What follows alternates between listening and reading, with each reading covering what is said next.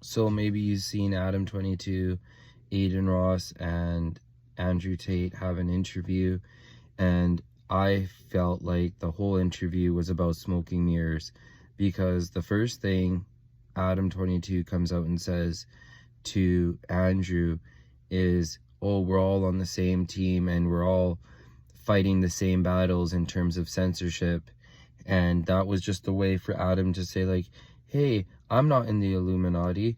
Hey, I'm not the guy with the tattoo on my hand. Hey, I'm not the guy that's, the industry darling with the really crazy connections. I'm just like you, Andrew.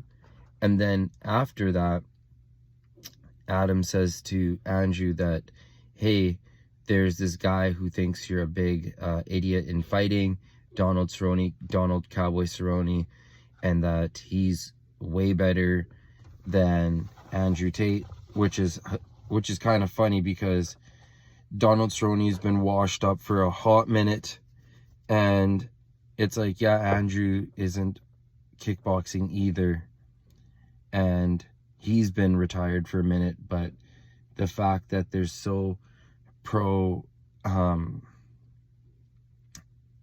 fighting and making conflict in the community is just like, okay, point noted.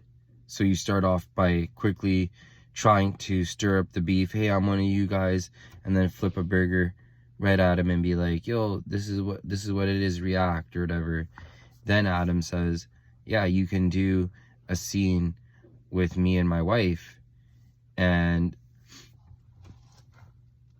he saying that, he knew that Andrew wasn't going to do that, but he wanted a reaction, because the reason he wants the reaction is because he doesn't give a shit about his family, or even if he considers that his family, that might be just considered work to him.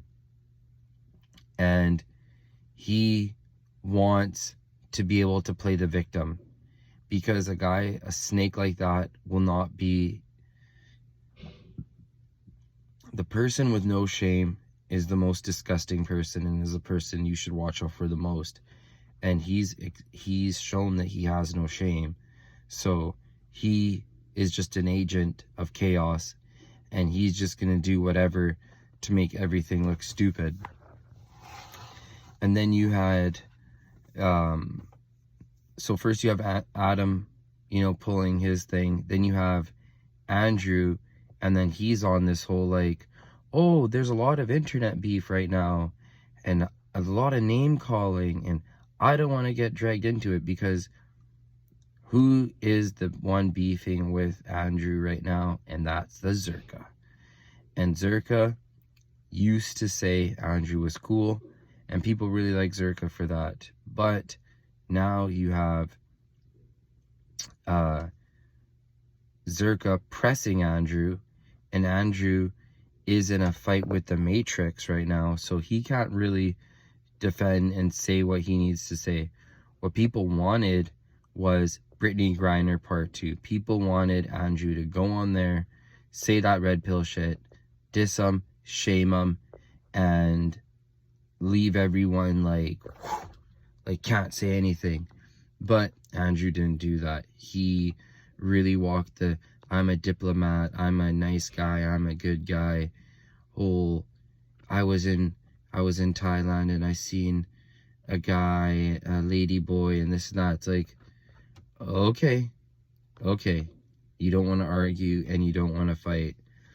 So that interview to me was Adam from his PR overlord bosses saying to him, yo, promote the filth, promote the degeneracy, get this guy to argue with you, and then after we can shame tactic him later for having such backwards views of Andrew.